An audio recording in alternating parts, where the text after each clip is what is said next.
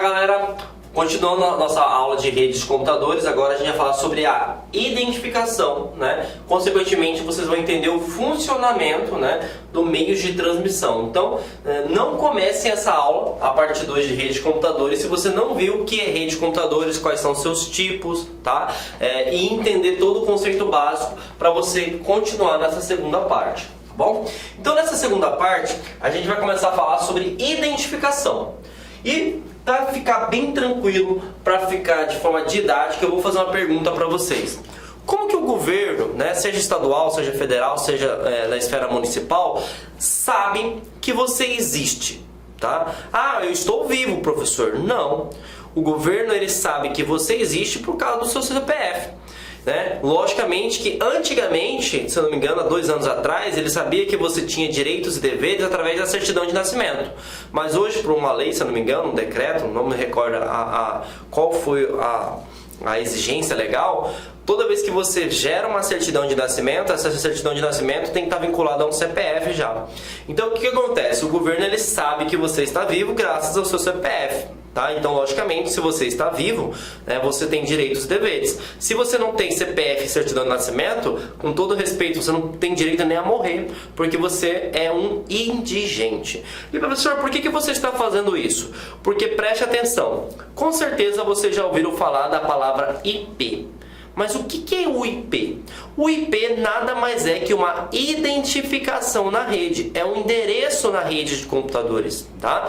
Então, para você estar conectado na internet, você precisa de ter um IP. Para você estar conectado, por exemplo, na empresa na qual você trabalha, você tem que ter um endereço de IP. Por exemplo, para o meu smartphone estar configurado ao meu smartwatch, eu preciso de ter um endereço de IP. Então, se cair no concurso público, o que seria IP? IP seria uma identificação, um endereço lógico, um endereçamento, tá? E para que você conecte em qualquer tipo de rede, tá, galera? Pode ser intranet, extranet, internet, tudo bem? Agora, nós precisamos ficar atentos que quando se trata sobre endereço IP, ele pode cobrar o endereço IPv4 e pode também cobrar o endereço IPv6. E a primeira coisa que eu vou falar para vocês é o seguinte: por que tem duas nomenclaturas, professor João Kleber? Porque o endereço IPv4, ele foi o primeiro criado, tá? Lá no final ou meados de 2013, acabou as combinações possíveis. E aí o que eles precisaram criar? Uma nova combinação de números, né, e caracteres, que é na parte de texto, né, para aumentar a quantidade de IPs disponíveis. Se não tivesse criado a nomenclatura de IPv6, hoje você não poderia conectar na internet. Pegando um pouquinho de aula de geografia, por exemplo, hoje nós temos aí aproximadamente 8 bilhões de pessoas no mundo. Só que uma pessoa pode ter 4 dispositivos. Então a gente está trabalhando aí em 30 bilhões, 50 bilhões, não tem um número exato ainda, de dispositivos conectados na internet. E o IPv4 só consegue chegar no máximo a 4,2 bilhões. Então, por isso que criou o IPv6. Para ficar mais fácil e ser didático, hoje no Brasil a gente tem uma placa chamada Mercosul. E aí algumas pessoas falam assim: poxa, o governo criou essa placa só para aumentar o imposto, só para a gente ter que pagar. Mas a ideologia não é isso. A ideologia é o seguinte: as combinações possíveis de placa acabou. Por isso, se você olhar a placa Mercosul, no meio dos 4 números vai ter mais um outro dígito, que é uma letra. Consequentemente, aumentou as combinações possíveis. E aí o IPv4, ele trabalha com números decimais. O que são números decimais? São números que são de 0 até 9. Por isso que é decimal. Já o nosso amigo IPv6, para concurso, trabalha com números hexadecimal. O que é um número hexadecimal? Esse hexa que significa 6 letras. O que seriam as letras? De A até F. Então, A, B, C, D, E, F. 6 letras. E o decimal é a mesma coisa aqui. Você vai ter números de 0 até 9. Perfeito? Então, o hexadecimal, você vai ter 16 combinações possíveis, enquanto o nosso amigo o IP lógico só vai ter 10. E aí algumas coisas são importantes, tá? O número hexadecimal, ele pode ser dividido em blocos ou 8 partes. Até 8 partes. E cada parte você pode perceber que é 1, 2, 3, 4, 5, 6, 7, 8. São divididos em números decimais, ou hexadecimal, perdão. E aí ele pode ter até 4 combinações. Por isso que hoje, para vocês terem uma noção, gente, o IPv6, eu nunca tinha visto esse número, tá? Confesso para vocês, eu fui descobrir depois que eu comecei a montar o material. Ele pode chegar a 1 cadecilhão. Para quem não tem noção de matemática, 1 milhão tem 6 dígitos, 1 bilhão tem 9 dígitos, 1 trilhão tem 12 dígitos, 1 cadecilhão tem 32 dígitos. Eu nem sei como é que conta isso, mas os cientistas falam que é tanto IP no mundo que se fosse colocar um IP do lado do outro, daria 7 voltas no planeta Terra. Então não vai mais mudar a questão do IPv6, beleza? Então, agora, vamos para o IPv4, que é o mais antigo, e, consequentemente, um dos ainda utilizado. Você tem 4 partes, tá? E eu quero que tu marque um asterisco no IPv4, que o IPv4 ainda é muito cobrado. E ele cobra também para vocês como ele é formado. Então, eu vou abrir aqui um slide branco para a gente entender como é que ele pode cobrar. Vou apagar aqui. E vamos lá, galera. O IPv4, de longe, o mais cobrado, então tu marca o asterisco aqui. Ele tem 2 regras básicas. A primeira regra: os números, as combinações possíveis podem ser de 0 a 255. Perfeito? E segundo, ele é dividido em até 4 blocos ou 4 partes. Vou te dar um exemplo. 10.0.0.1. A banca pode te perguntar, a partir dos conceitos de redes de computadores, este aqui é um IP válido? E aí a gente vai falar o seguinte, vamos ver se é válido. Primeiro, ele é dividido em 4 partes? Vamos ver. Primeira parte, segunda parte, terceira parte, 4 partes. Então a primeira regra foi alcançada. Qual é a segunda parte? Cada bloco ou cada parte tem que estar entre 0 a 255. Aqui está entre 0 e 255? Está. Aqui está entre 0 e 255? Está também. Aqui está entre 0 e 255? Está também. E aqui está entre 0 e 255? Está também. Tá bom? Professor, me dá um exemplo de um IP errado aí? Claro que eu te dou. 192.168.100. E vou te dar este também, ó. 192.257.10.10. Beleza? Então vamos para o primeiro exemplo errado.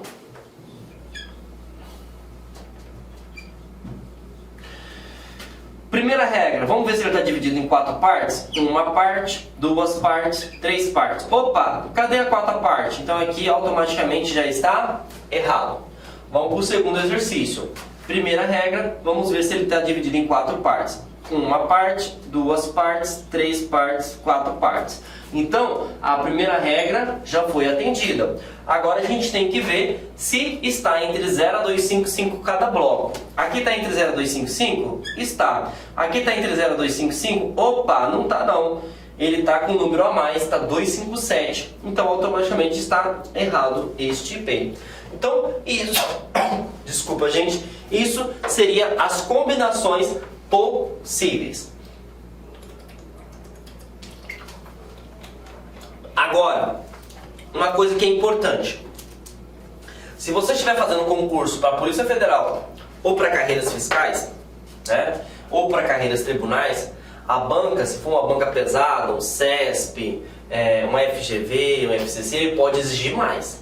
Ele pode perguntar, já sei que você sabe como é que funciona o IP. Ele vai perguntar o seguinte, eu quero saber se esse IP é de uma intranet ou se esse IP é de uma internet. Aí você fala assim, lascou, né?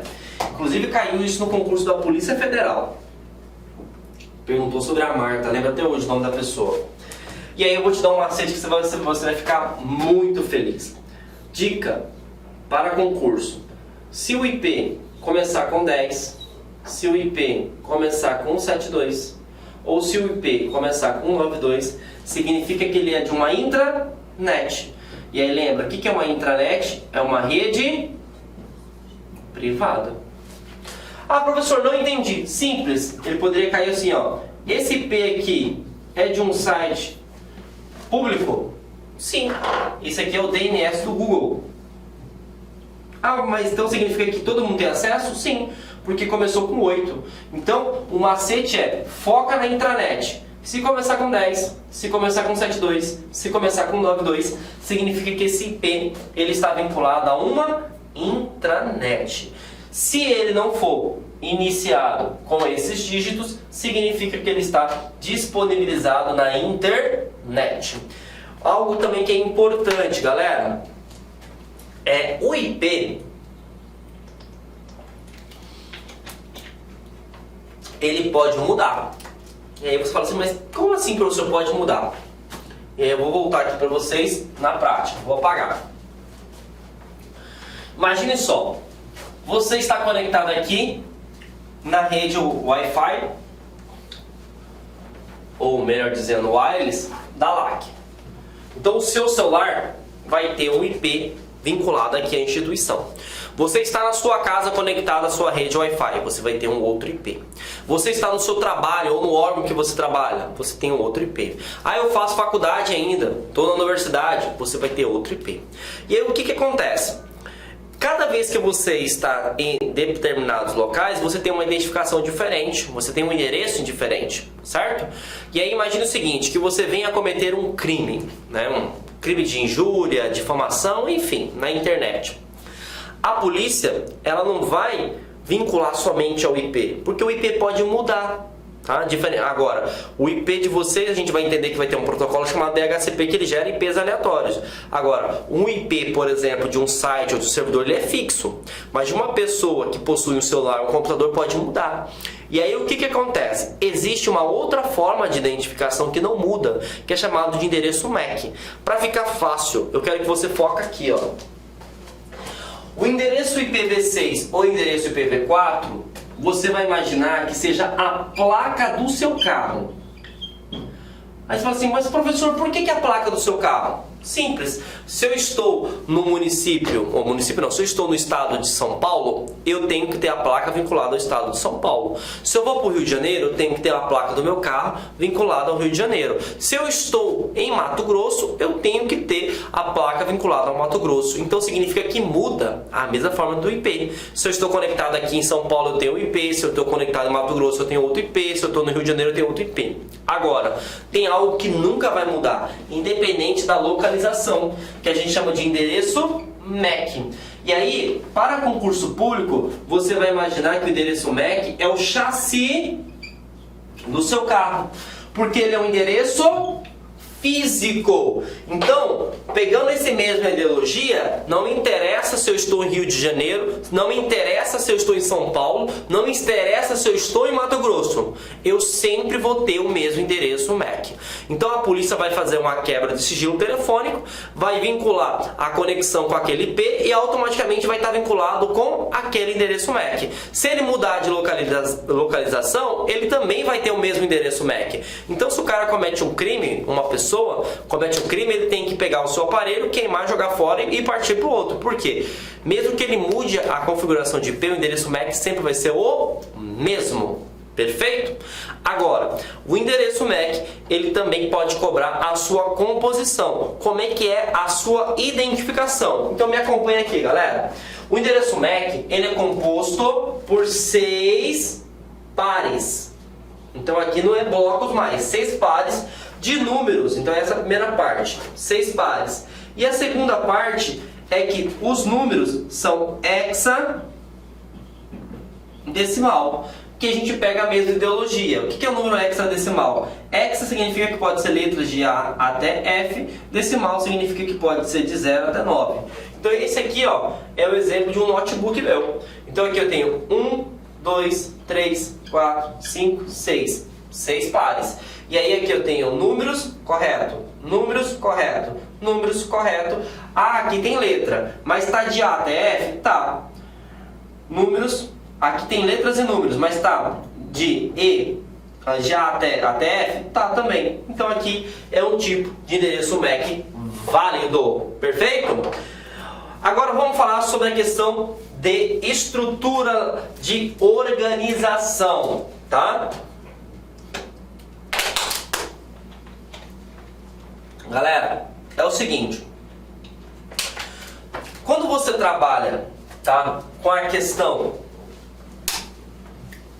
de redes de computadores, normalmente quando você fala com alguém que não tem conhecimento, a pessoa fala assim, ah, fulano de tal cometeu um crime, xingou, né? Agora tem questão de preconceito, homofobia, né?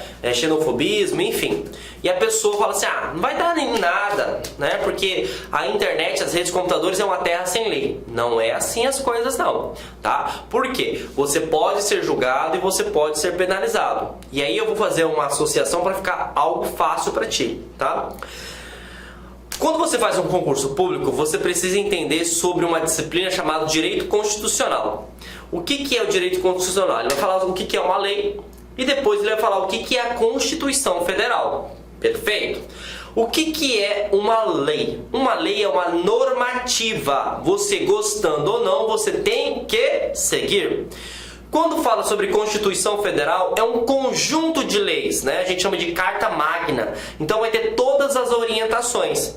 E aí todas as leis, seja de esferas municipais, estaduais, elas têm que estar a contento, têm que obedecer essa Carta Magna.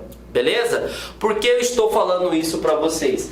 Porque se você souber disso, você vai tirar 10 no seu concurso. Por quê? Lei é uma normativa. Para a computação nós também temos leis, só que não se chama lei, se chama protocolo, tá? E assim como vocês têm a Constituição Federal para dar ordem e progresso ao nosso país, nós também temos a nossa Constituição Federal, que é o TCP/IP, tá? Professor, me dá um exemplo. Claro que eu te dou exemplo. Vou te dar um exemplo do mundo real e vou te dar um exemplo do mundo cibernético. Perfeito? Preste atenção. Nós estamos entrando no período de queimadas, né, aqui em Mato Grosso. Né? Então o que acontece? Nós estamos no período agora da seca, tá? E queimadas é crime. Perfeito? Então se eu vou lá, vou colocar um fogo, por exemplo, lá para queimar as folhas no quintal da minha casa e infelizmente pega fogo em tudo e vai passando para outras casas. Eu vou responder por crime ambiental, beleza? Outro exemplo, eu estou dirigindo o meu carro, por exemplo, e estou com o celular no ouvido. Eu vou responder por crime do CTB, que é o Código Brasileiro Código de Trânsito Brasileiro, né? Então, cada ação que eu faço, eu respondo por uma lei específica. Quando fala sobre o mundo cibernético, o mundo de redes de computadores, eu também respondo por leis específicas. Só que lembre-se, não é lei, é protocolo. Se eu navego na internet, eu utilizo um protocolo chamado HTTP ou HTTPS. Se eu envio um e-mail, eu estou utilizando o protocolo SMTP. Se eu baixo um arquivo, eu estou utilizando um FTP. Olha que coisa fantástica. Então, para cada aplicação que eu faço nas redes de computadores, eu tenho um protocolo específico. E é isso que você precisa entender. Um protocolo é uma normativa para uma aplicação específica. Já o TCP/IP é os conjuntos de protocolo. São todas as regras, todos os protocolos juntos. Perfeito? Agora, vamos continuar o nosso estudo, tá? A nossa Constituição Federal, ela é de 1988 e não teve uma atualização, tá? O TCP/IP, né, ele foi criado muito antigo, lá na década de 60, se eu não me recordo, é 67, lá na Guerra Fria, não me recordo a data específica, tá? Mas o que eu quero que você entenda? O modelo TCP/IP foi o primeiro inventado, também chamado de modelo de internet, tá? Só que ele tinha, digamos assim, ele não era detalhado, ele foi feito assim, de um modo, né, que naquele momento, naquela década, funcionava. Só que hoje a gente tem muita mais regras, a gente tem muitos mais fabricantes, né? E quando fala de protocolo, gente, os fabricantes de equipamentos, seja de smartphone, seja para qualquer dispositivo que conecta à rede, ele tem que seguir essas regras, gostando ou não. E aí eles viram muitas dificuldades de entender, né? Que nem a Constituição Federal, tem muitas brechas, né? E precisa ser atualizadas. Por isso que existem as emendas constitucionais. Por que a ideia de emenda? Juntar. E aí ele falou assim, não, vamos criar um modelo mais adequado, mais estudado, mais detalhado. E aí surgiu o modelo OSI. Tá? E aí, para você entender esse conceito, eu quero que você leia ao contrário. Se chama ISO. E aí eu vou fazer uma pergunta bem interessante para vocês, galera. Quando alguém fala para você o seguinte, ó, eu comprei esse smartphone e ele tem uma certificação ISO. Eu fui naquele hospital e ele tem uma certificação ISO. O que significa isso na prática? Que ele tem padrão de qualidade. O que é ISO? ISO é uma organização não governamental que estuda, tá? Seja mecanismos de produção, desde a parte de fabricação, de processos, até a parte do equipamento ou do produto específico. E aí ele vai falando, ó, isso assim tem que fazer isso, isso, isso, isso. Então você trabalha com boas práticas. Então o que acontece? O modelo OSI, ele foi estudado, detalhado, para que nós possamos ter a melhor conexão com as redes de computadores. E aí a primeira pergunta que já aconteceu, tá? Ele fala o seguinte, o TCP/IP, uma pergunta bem besta, falou bem assim, ó. O modelo TCP/IP, também conhecido como modelo internet, foi o primeiro, né, tipo de estrutura para controlar as conexões de rede de computadores. Ok.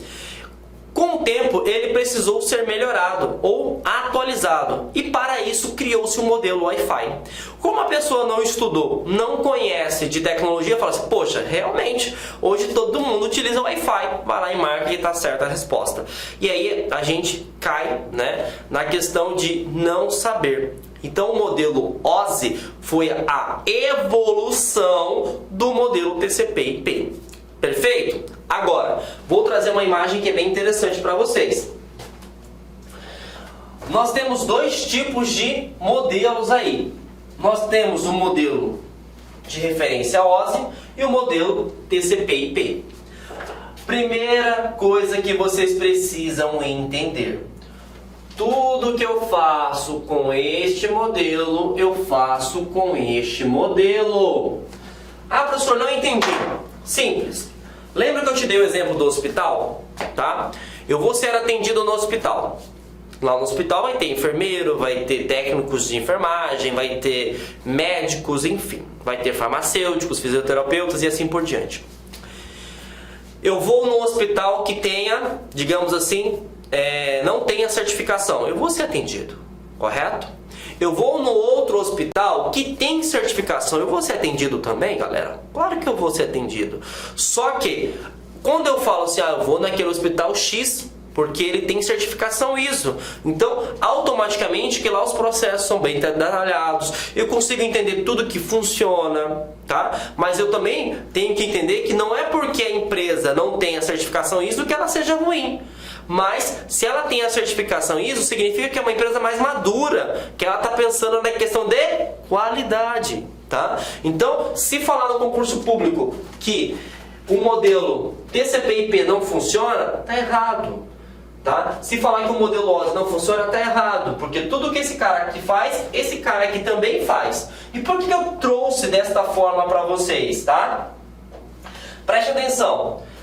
O modelo OSI, que é baseado na ISO, ele é mais detalhado, ele estuda as funções de forma profunda. E aí o que ele fez? O modelo TCP/IP, assim como o modelo OSI, ele é dividido em camadas. Camadas nada mais é do que fases.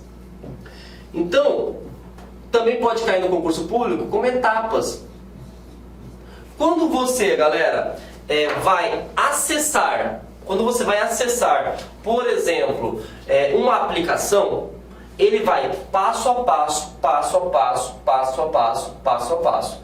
Então a informação não é assim, ó, saiu do meu celular, já está lá no servidor da LAC. Não, ele segue um rito, ele segue um fluxo, ele segue uma camada. E essas camadas podem cair no concurso público, tá bom? Mas eu vou passar passo a passo para vocês identificar no seu concurso e marcar a resposta correta. Perfeito? Então vamos lá. Primeira coisa, pode cair no concurso público a questão de numeração. Então eu tenho a camada 7, 6, 5, 4, 3, 2, 1. E aí ela é decrescente, esse é o foco. Então você começa da aplicação até chegar na física. Eu vou explicar para você o modelo de referência OSI, porque ele é maior, mas tudo que eu faço com este cara, eu faço com este cara aqui também. Tudo bem? Então vamos lá. A camada aplicação. O que seria isso, essa camada aplicação? É aqui, gente, que você vai ter contato com os apps. Ah, professor, me dá um exemplo aí.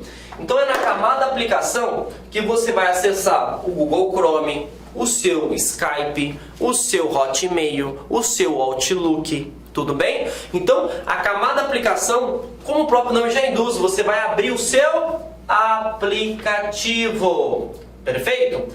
A camada apresentação, palavra-chave, aqui, galera, você vai fazer a parte de compressão mais a parte de criptografia. Essas são as duas palavras-chave que tu vai ter. Professor, me explica assim, o que pode cobrar na camada apresentação? Fiquem atentos. Eu abri o aplicativo, eu estou utilizando o meu celular, certo? Então abri o aplicativo, imagine o seguinte, que eu estou abrindo o aplicativo do Google Drive ou de um navegador. O meu celular utiliza, um sistema operacional Android, mas eu também posso ter um outro celular que utiliza o sistema operacional iOS. Então são sistemas operacionais diferentes. Então o que eu faço? Eu faço a compressão, eu faço a conversão de sistemas operacionais. Outra coisa, toda a informação que é transmitida, vamos pegar um exemplo WhatsApp, ela tem a criptografia. Então os dados, eles são criptografados. Então o que acontece? Quando você acessa a camada da aplicação, você vai transmitir os dados.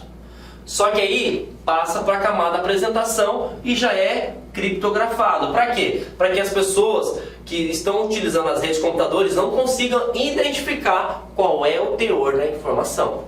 Beleza? Próximo, nós vamos para a camada seção. A camada seção, ela é responsável, palavra-chave, para estabelecer a conexão. Então ele vai pegar, por exemplo, a conexão entre o meu celular e o servidor que está armazenado no WhatsApp. E aí ele estabelece a conexão. Ah, caiu a conexão, por exemplo, do WhatsApp, aparece lá que não está conectado. Então quem que é responsável, qual que é a etapa responsável por estabelecer a conexão? É a camada seção. Então ele identifica o dispositivo e visualiza se eu estou conectado ou não. Desde a conexão até a reconexão. Perfeito?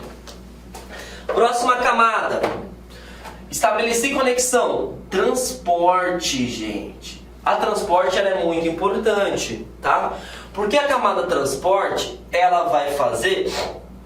Desculpa, gente. Ela vai fazer a parte de estabelecer, o mapeamento, da conexão entre você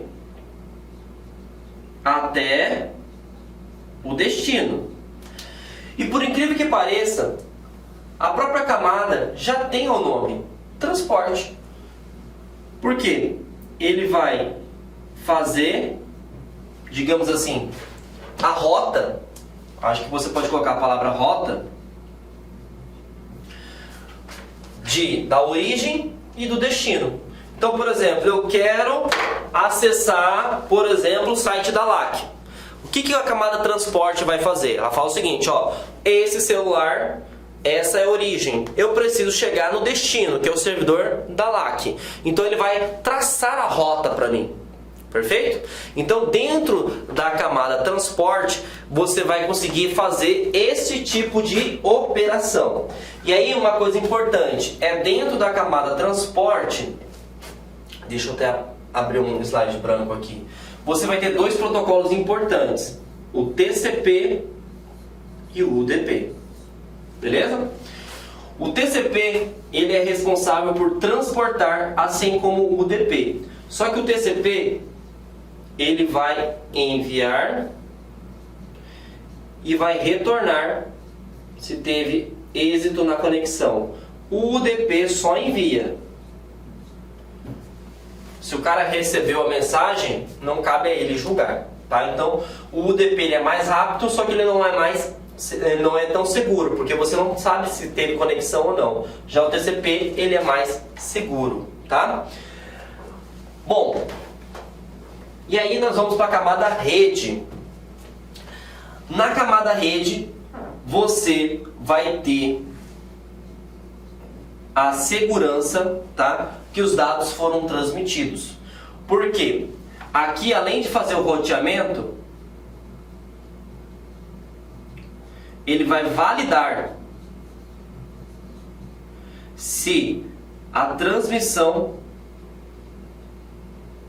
foi realizada com sucesso. Então é dentro da camada rede que você verifica, tá, se foi transmitido com sucesso. Eu esqueci de falar outra coisa importante. Dentro da camada transporte, você vai fazer a rota. Só que para estabelecer a rota, todas as camadas anteriores precisam estar com o seu fluxo, né, ok. Então eu não consigo, por exemplo, estabelecer uma rota se eu não conheço quem é a pessoa, então, se eu não estabeleci a sessão, se eu não consigo saber quem é o sistema operacional, ou se vai ter que criptografar não os dados, ou se o cara abriu o aplicativo. Então é dentro de transporte. Isso aqui também é importante, eu tinha me esquecido, tá? E a rede é, digamos assim, o cara que vai fazer assim, ó, checklist. Enviou, recebeu? Opa, beleza. Para verificar se enviou ou recebeu, ele tem que ir lá no local de origem e validar se foi recebido ou não, né? Na verdade, origem e destinatário. Então ele valida, ele cria o endereçamento de IP, o IP que envia, o IP que recebe e vai validar. Recebeu? Recebi. Então ele retorna trazendo a resposta positiva. Perfeito? E a camada dados. Fiquem atentos que alguns concursos podem cobrar também a palavra, vou até colocar aqui a palavra enlace. Ela é responsável por fazer o endereçamento.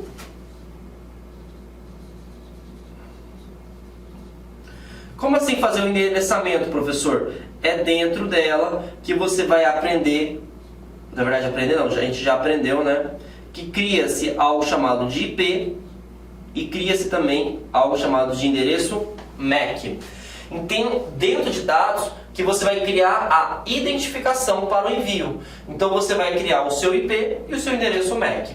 E por último, nós temos a parte física. Como o próprio nome já fala, na camada física você vai falar que tipo de comunicação vai ser.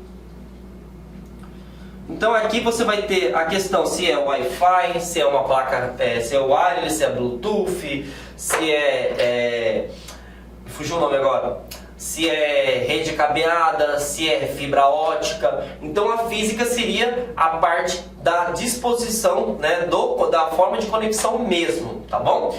E aqui nós temos a mesma coisa. O modelo TCP/IP, a aplicação, ele é responsável por essas três conexões: aplicação, apresentação e sessão, tá? Rede é igual para as duas. E dados ou enlace e física é igual acesso à rede. Como tem isso que cai em concurso público, eu desenvolvi esse macete para vocês. Opa, passou aqui, ó. Que a gente chama de RITA, tá? Então, se falar para vocês o comparativo de camadas, lembre-se da RITA. Ah, professor, por que lembre-se da RITA? Vou te explicar. Rede é igual a camada 1 e 2. Então, física, um enlace. Lembrando que enlace também pode ser chamado de dados, tá? Internet. Então, você vai ter a camada de redes, perfeito? Transporte é a mesma. Vai ser transporte. Aplicação. Você também vai ter a sessão. Você vai ter a apresentação. E você vai ter, opa, tá aqui do lado, a aplicação. Então, aqui tem um mnemônio para facilitar, tá? Então, lembrando, tá? Deixa eu retornar aqui. Nós temos aqui um modelo de referência OSI, um modelo de TCP/IP. Lembrando que esse aqui é muito focado para pesquisa, né? Por quê? Porque tem um padrão de certificação, tem um padrão de credibilidade. Até porque quem criou o OSI foi a ISO. Perfeito? E tudo que eu faço aqui, eu faço ali, tá? Agora que a gente falou sobre a questão de protocolos, é importante que vocês compreendam sobre isso aqui, ó. Existem alguns protocolos que de longe sempre vão cair em concurso público. E a gente precisa ficar atento, tá? Bom, vamos lá. O primeiro protocolo que a gente vai falar é o HTTP. Beleza? Então já falei para vocês sobre a Constituição Federal, que é o modelo TCP/IP e o modelo OSI.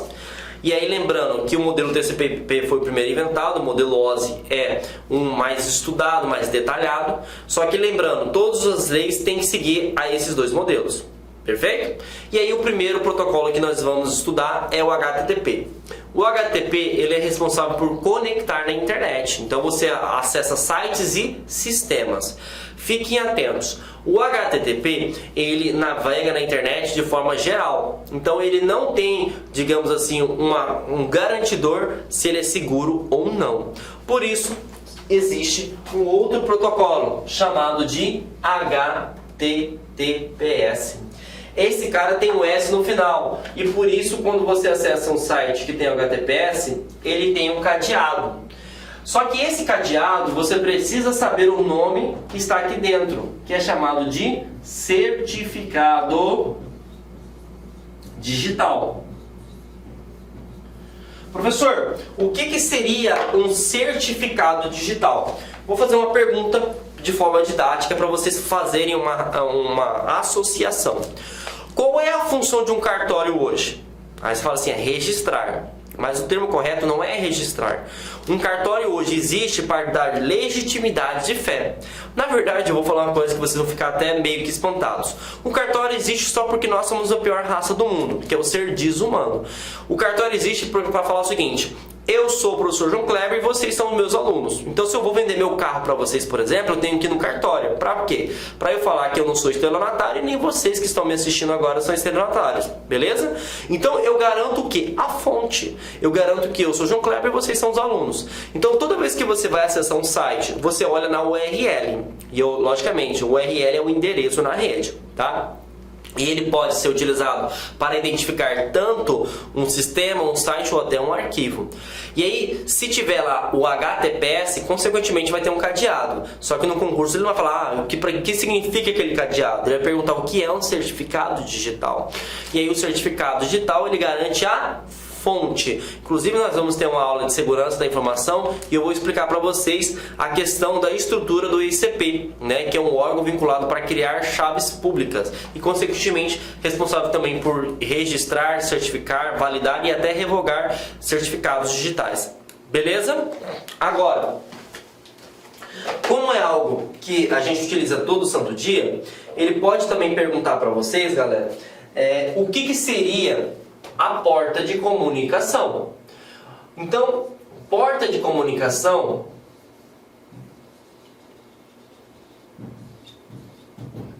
é uma forma de identificação. Por exemplo, você pode tentar me identificar pelo meu nome, como também vocês podem tentar me identificar pelo meu CPF. Então, quando falar para vocês a porta do HTTP, sempre lembra de 80. Quando falar de HTTPS, sempre lembra de 443. Professor, não entendi. Foca aqui, ó. Se ele fala assim, ó, você... Deixa eu pegar aqui. Vou pegar um IP público.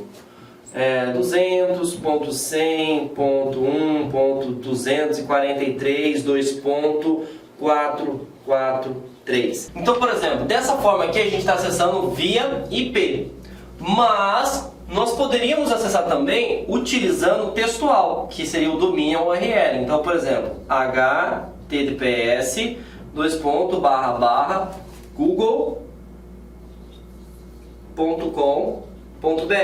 Lembrando que é só um exercício, tá? Esse aqui não é o IP do Google, só estou mostrando para vocês.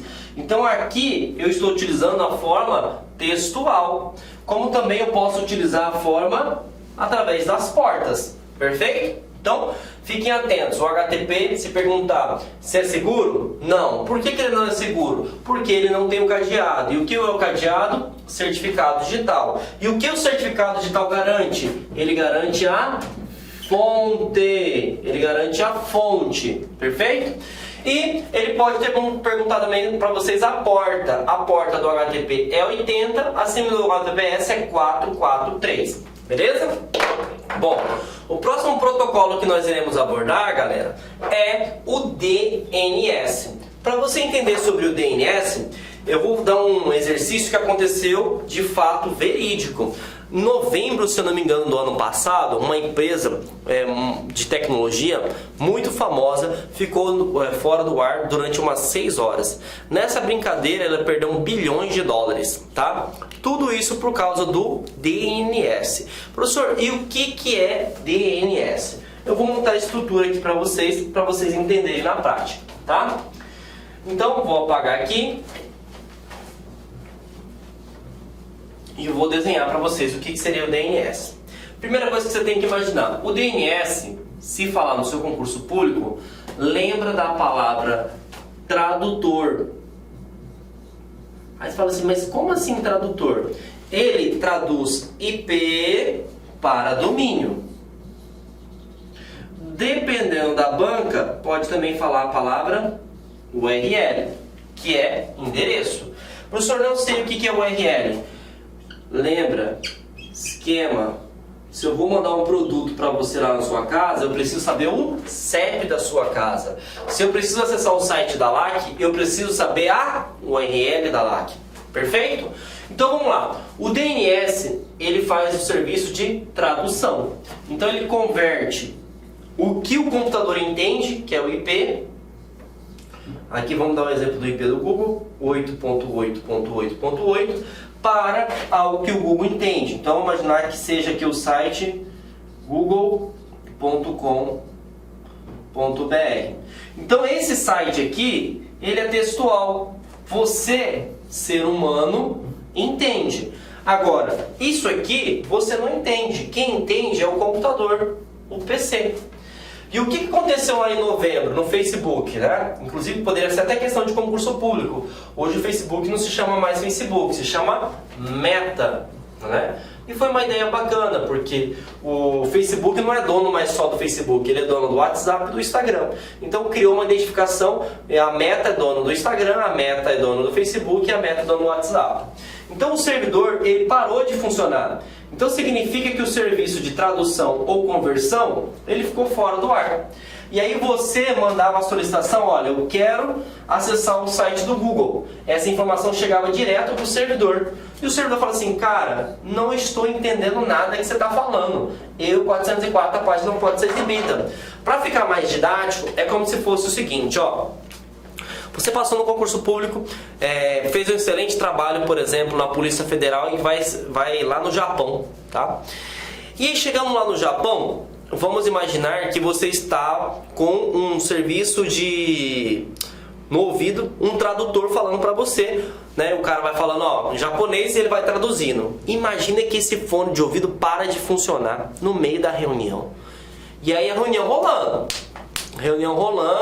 E você não fala nada de japonês. O que vai acontecer? Você não vai entender bolufas nenhuma, não vai existir comunicação nenhuma, porque o cara tá falando lá presencialmente japonês e você não entende japonês. E aí, consequentemente, você não vai entender nada, nem nada do teor. Foi isso que aconteceu no ano lá de novembro, mais ou menos, na empresa Facebook. Então, o servidor de DNS tinha um protocolo que é responsável por converter domínio, tá, para nome, né? Domínio é o URL, converter para IP, parou de funcionar. Então esse serviço de tradução ficou o quê?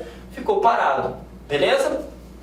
Agora que a gente entendeu o DNS, nós vamos para o próximo, FTP. O FTP, vou apagar aqui. Olá, meus amigos! Inicialmente eu peço licença para vocês, pois interrompi seus estudos, mas essa videoaula, essa playlist faz parte de uma campanha promocional da Lá Concursos. Nós disponibilizamos 150 aulas super atualizadas focadas no concurso do Banco do Brasil.